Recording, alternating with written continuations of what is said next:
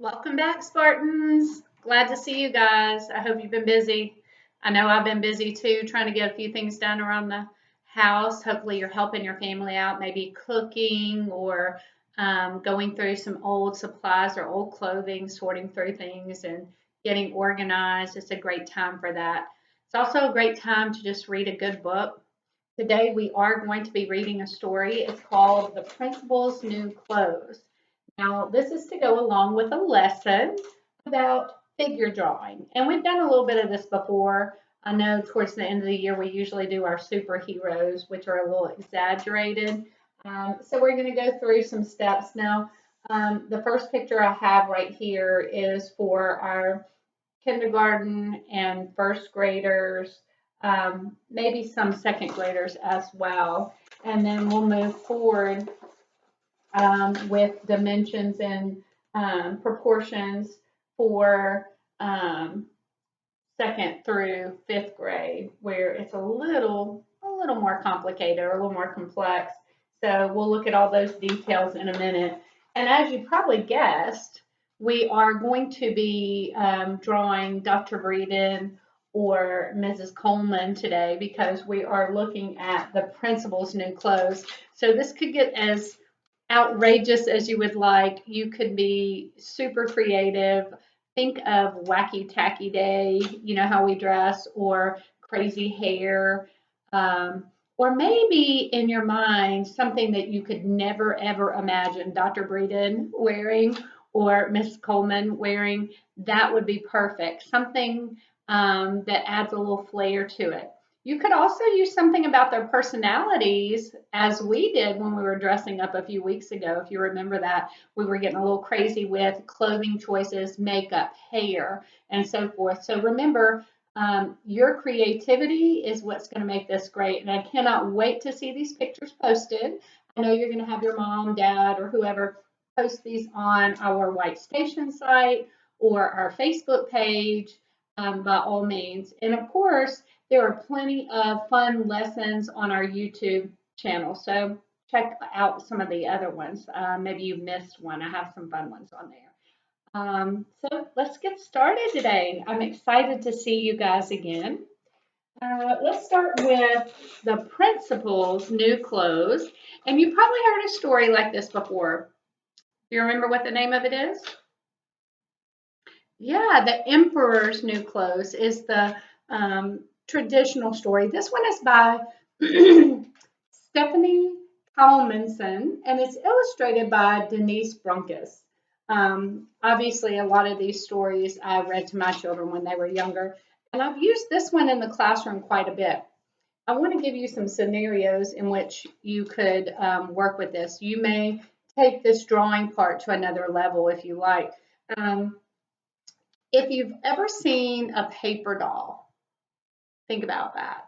Paper doll, they're usually kind of a cardboard or paper, and they're a cutout form. Think of almost like a gingerbread man. So it's a cutout person, and then you make, or we could make clothing out of other paper, and you just kind of hold it up or tape it on.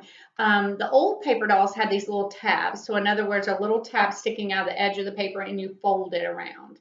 And that's what made the clothing. So you could do things like that where it's interchangeable.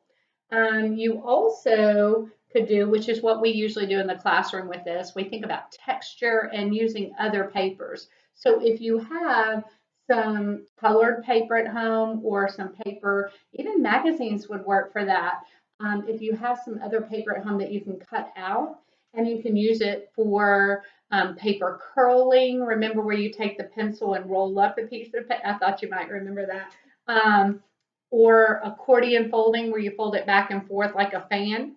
That makes really fun hair, like crimped hair or layers of hair that you're gluing on.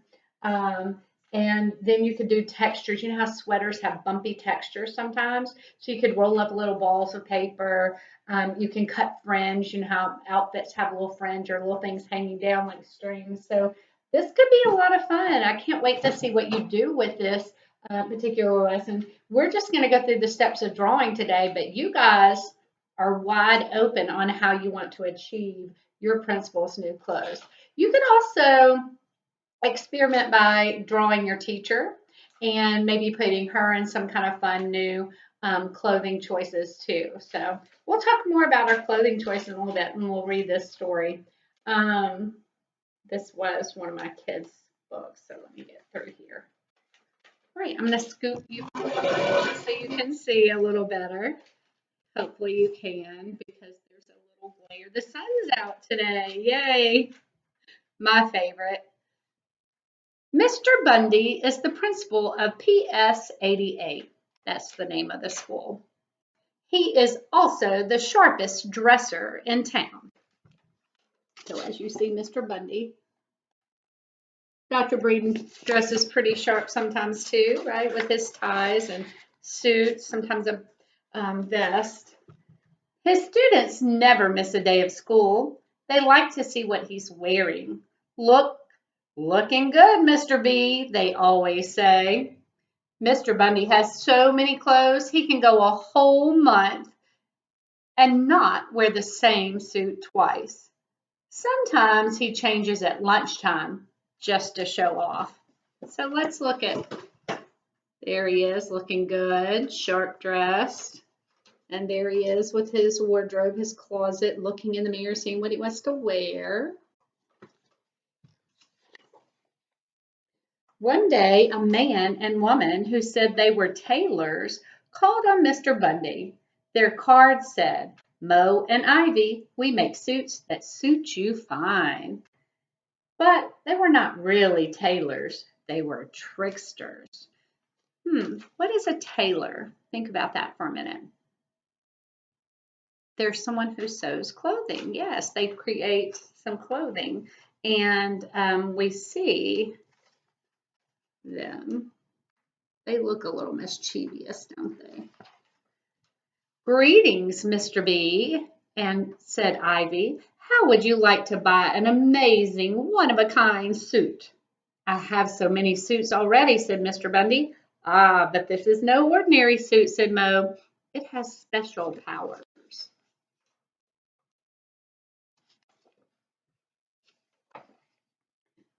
"What do you mean?" asked Mr. Bundy. Mo looked to his left and he looked to his right. Then he whispered in Mr. Bundy's ear, "It's invisible to anyone who is no good at his job or just plain stupid." "Really?" said Mr. Bundy.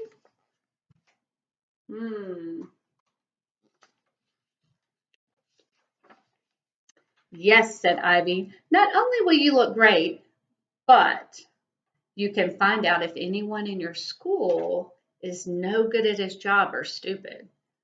"That is amazing," called Mr. Bundy. "Now, if you'll take off your jacket and lift up your arms, sir," said Ivy, grinning, "we will take your measurements. We will also take your money," mumbled Mo. Oh, they sound like tricksters, don't they?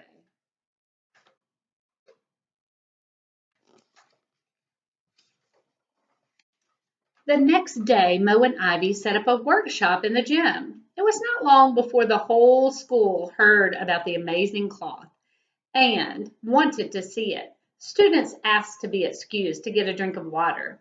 Then they ran to the gym to peek. Teacher said they were going next door to borrow chalk. Then they ran to the gym too, but no one could see a thing. Look at all of them trying to peek. They're trying to sneak a peek. It says private, do not disturb. By the end of the week, Mr. Bundy began to wonder what his new clothes looked like, but he was a little worried. What if he could not see the cloth? So he sent his vice principal, Miss Moore, to have a look. Miss Moore was smart and good at her job. She would have no trouble seeing the special cloth. Miss Moore hurried to the gym. She knocked on the door. "Mr. Bundy sent me to see his new clothes," she called over the noise of the whirring machines. A moment later, the door opened a crack. Just a crack. Miss Moore slipped inside.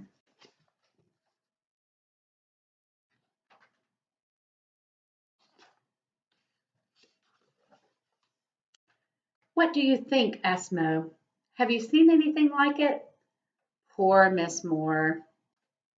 Can it be that I'm stupid or unfit for my job? She wondered. I've tried so hard to be a good vice principal. She took off her glasses, she wiped them, and she looked again, but it was no use. Miss Moore had to think fast.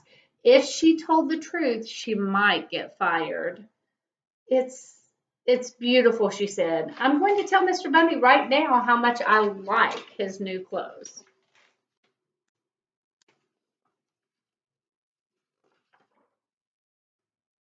Your suit is great, Miss Moore told Mr. Bundy. I've never seen anything like it. And now I've got to run and make a phone call. Bye. She hurried off before Mr. Bundy could ask any questions. Now, Mr. Bundy was more curious than ever.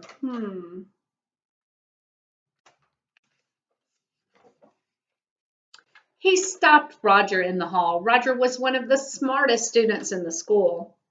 If he couldn't see the suit, nobody could. Say, Roger, said Mr. Bundy, do me a favor and find out how my new suit is coming along. Roger couldn't believe his ears. Wow, I'll be the first one to see the principal's new clothes. Wait till the class hears about this. And he raced off to the gym.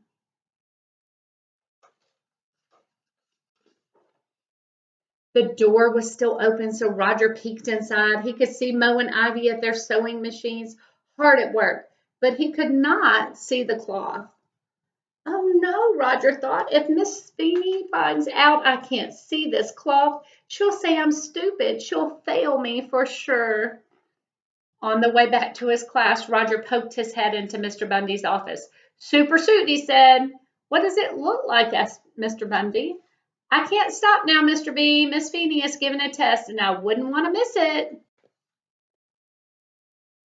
Uh-oh. Wonder what's going on here. Mr. Bundy couldn't stand it any longer. I'll have to go see for myself. He marched down the hall and walked into the gym. Mr. Bundy looked at the empty machines. He blinked once. He blinked twice. He began to tremble. How can this be? He wondered, am I really no good at my job? Is there anything wrong? Asked Ivy. Oh, no, said Mr. Bundy. The suit is, it's fantastic. I can't hardly wait to try it on.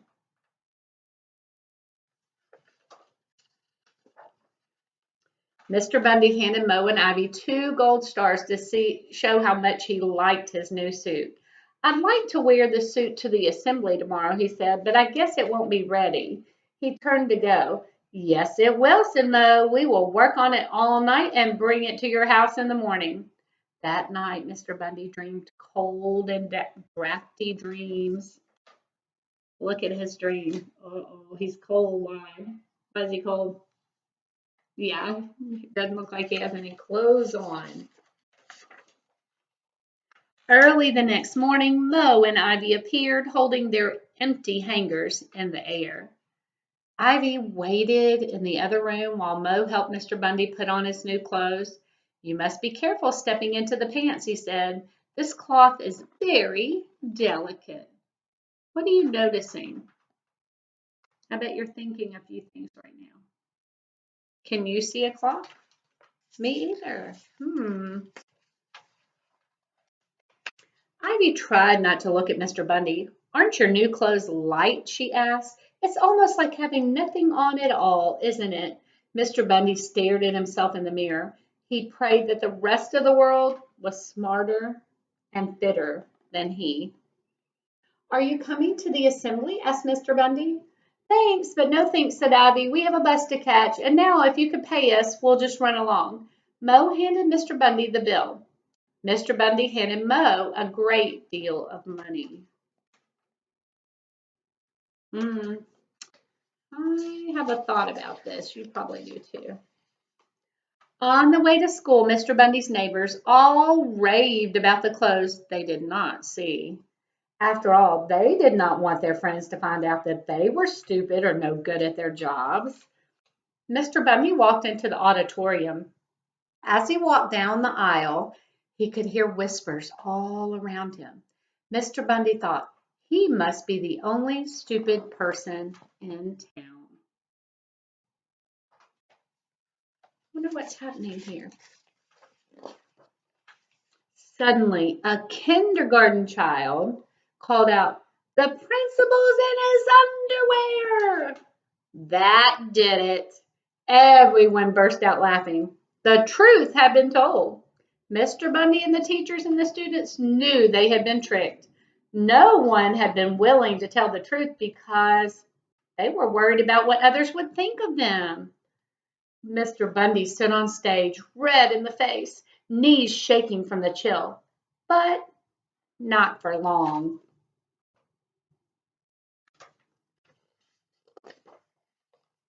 The kids and teachers wanted to help Mr. Bundy. They began passing up shirts, sweatpants, jackets, ties, caps. Soon Mr. Bundy had a new suit. "Looking good, Mr. B," called Roger from the back row. Mr. Bundy called the kindergarten child up onto the stage. He shook her hand and gave her a gold star. "Thank you for telling the truth, Alice," he said. Everyone cheered. Yay! They knew Mr. Bundy was smart and good at his job. And they all agreed. Let's look at his clothes. So he's hiding and they're passing him things. Look at how fun he's dressed. Cap backwards, all kind of mismatched. I love it. So fun. Mr. Bundy was still the sharpest dresser in town. What do you think? I wonder why that kindergartner was the only one that stood up to say something. What do you think you would do? Yeah, hopefully you would say something, especially if it's your best friend. I bet you've done that before. You stood up for them or let them know the truth even when it's a little hurtful, but you let them know, hey, this isn't okay, or maybe this isn't right. But we had some tricksters in this book, didn't we? Yeah, sometimes life is like that. But let's think about how Mr. B was dressed at the end, and he had all kinds of mismatched things on. Got a cap, a jacket, some socks on the outside, some fun pink pants. So we're going to be thinking about our principal, Dr. Breeden, and we're going to be thinking about our assistant principal, Mrs. Coleman, and we're going to draw them today. Now remember, I did tell you if you wanted to draw your teachers or include some other people, you could do that as well. But let's go over the basic parts of figure drawing. Now remember, a figure is a person. And in this case, you know how we've been doing a lot of portraits and things like that, and most of that is just this head, neck, and shoulder area, but we are going to do the whole body. That's more fun for putting clothing on, so I think that makes sense to you guys.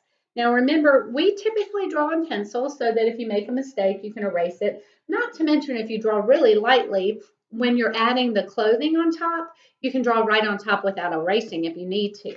I'm using a marker just so you can see it, okay? So we're going to go through these steps, and you can see two parts. We see Dr. Breeden here, we see Miss Coleman here. And remember, these are the steps for kindergarten and first grade. A few second graders may need this part as well, so we'll see. So we're going to start with that oval head, and of course you already knew that part. And so I'm going to draw right in the middle. There may or may not be room, but we'll see. So I'm starting with the head, oval shape. And then the next step is going to be a neck. And you can just draw two little lines right from the bottom. And remember, technically, the chin area, the neck is from this part. Of course, ears are above here. And we can add some more there later. Now, we're going to do a rectangular torso or body. That's the shoulders all the way down to your tummy. And so we're drawing down. And notice it's a rectangular shape. That's why I say a rectangle. It doesn't have to be very, have pointed edges like a rectangle, but it is much like a rectangle. Now, when we're thinking about a rectangular body, look at these arms. What shape do you see there? Yes, those are going to be long rectangles as well. And like when Miss Shirley stands up, look how long my arms are. They're way down here. So don't make short arms. Remember how we talked about we don't want our arms coming out of our shoulders. So we're going to bring the arm down. Maybe they'll be holding hands here because they're friends. All right, so longer rectangle legs. So you did rectangular arms, they're long and skinny, but notice the legs are bigger. So when you're looking at those rectangle legs, they're bigger, much longer. Your legs are a pretty long part of your body. And then, of course, you're going to want to think about feet. Now, if you're barefooted, you could see toes, right? So you might see toes right here. But most of the time you have shoes on, so what shape is that? Kind of an oval shape. Do you see? Obviously, you probably don't want one shoe on, one shoe off, but this is your drawing. You can create that wacky-tacky look if you want. Hands can be tricky. You can draw a hand by just drawing an oval and drawing some lines in there for fingers. And if you look at your hand, see how what I'm talking about? Now, when you add that thumb, that's a little different, but we're talking about just drawing lines straight down. It'll kind of look like a Barbie hand. Yeah. So depending on which side, like which side your thumb is, you might have a thumb there too. Remember when we were talking before, some of you've seen some of the drawings, superheroes, like when they have their fists or they're charging or they're flying. A fist will look like a square. So if you were doing that, you would just do kind of the square and the thumb would be tucked behind. So completely up to you how you want to do that. Certainly, you could draw each finger. That's a task, but you know what? When we're being creative, who minds if it takes a little bit of time? Yeah. So of course we need to do some eyes, and remember eyes aren't up here. What goes up here? Yeah, hair. So we've done this before when we were doing a close-up of the face. And then remember eyes are kind of an almond or football shape. They have the round part in the middle. You can do the nose like a side view if you need to, and a smile. It can be an open mouth or whatever. Eyebrows, and perhaps some hair. Now, when you're thinking about it being Dr. Breeden or Miss Coleman, think about their hair. Sometimes Miss Coleman smooths her hair out and it curves out. Sometimes it's curly. Dr. Breeden usually has his parted like this, but you could be silly. He could have a mohawk. Miss Coleman might have some spiky hair. Have fun with this. This should be a lot of fun. So I'm just in this case going to show you. I'm going to do that inside line. Remember how we talked about the line, your hairline next to your face, and the outside line is what comes above there. So I'm doing this part. So his hair is kind of parted on the side. And there we go. Now, if we were adding, we're to the point now of adding the fun clothes. So we have eyes, nose, mouth, ears, hair, eyebrows. Now it's time for clothes. So you're going to be thinking about what kind of clothes you would want to put on your person. And remember when you're making a shirt, this obviously already looks like a long sleeve shirt, so you could leave it there. Or maybe it's winter and you're going to make a little scarf. So I'm making a rectangle and a circle because my scarf is tied off. And then it's going to have some fringe hanging down. And of course, I'd color that in. I'll color it in just so you can kind of see, but I would probably use crayons. And then maybe you're going to make some earmuffs if we're going to make it all cold. And maybe he's got some big snow boots on.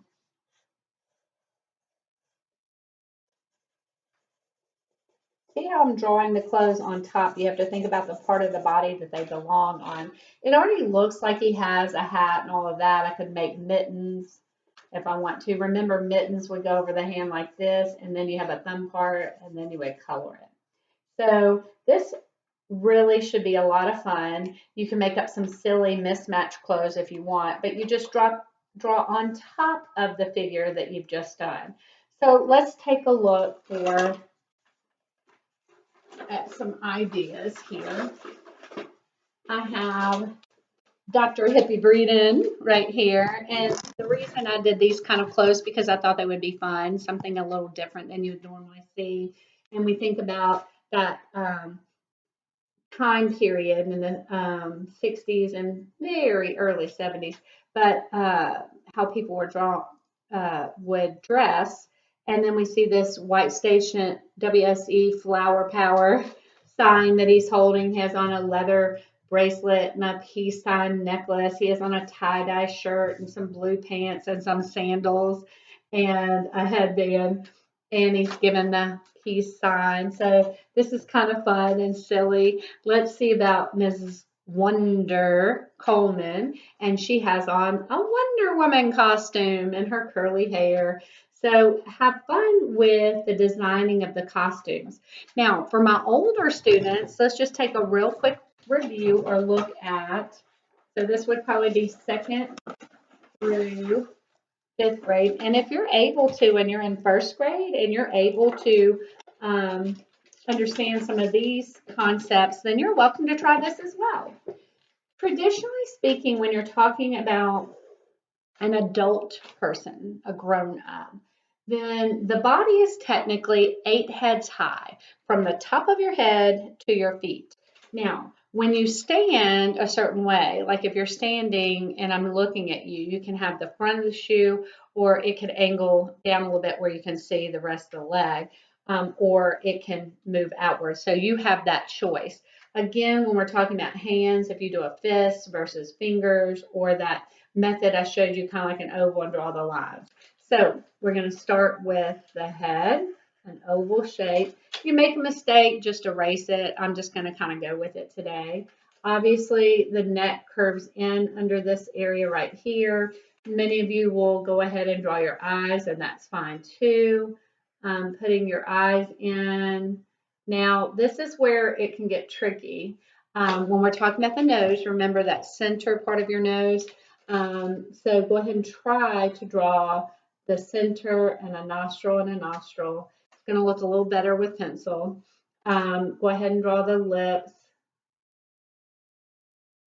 ears, and traditionally remember ears are between the eyes, and it hides your neck a little bit with your jawline, but ears, we've done the little thing where we trace back. Remember, they start here and they end somewhere around your mouth, depending on your specific ears. And we're putting in eyebrows. We'll do hair in a minute so we can decide if this is going to be Dr. Breeden or Miss Coleman. But then the next step is that shoulders, and the body is still somewhat rectangular. And then it comes down. That would be about your tummy right there. And then you're going to come down for the thigh area, which curves out somewhat.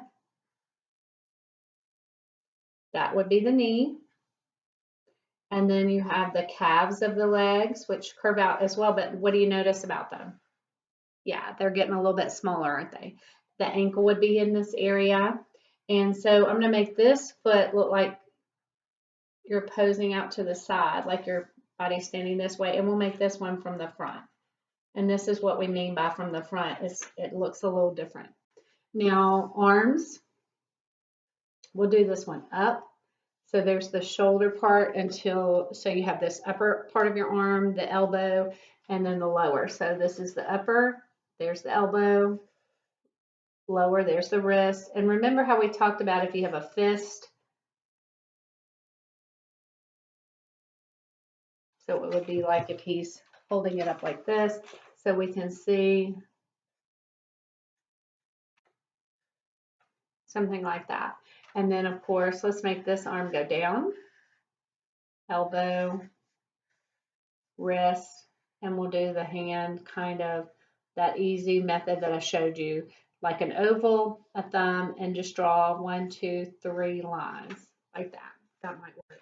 Now, we're going to make this Dr. Breeden, so we're going to get kind of silly. Let's do a mohawk, and remember, mohawks, you're still going to have a little hair on the side here, and then we're going to make this part go up.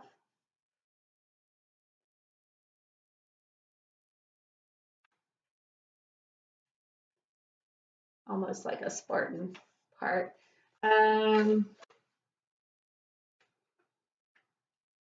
What do we want to do? He's got a mohawk. Let's do a t-shirt. Maybe he's going to the beach. Wouldn't we all like to be at the beach? So he's got his swim trunks on. Maybe he's got some flip-flops on.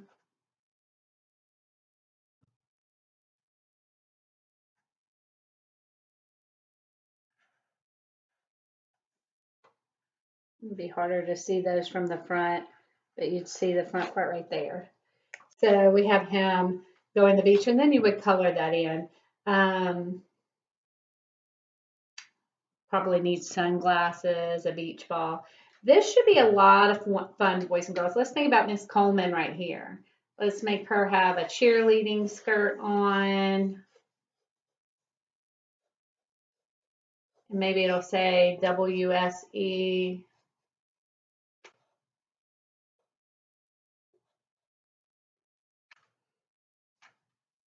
Got her tennis shoes. Maybe some little socks. And from the front, maybe you will see, remember how we talked about the laces when we drew the shoes, but maybe you will see that. Maybe she's got her pom-pom here and another one here.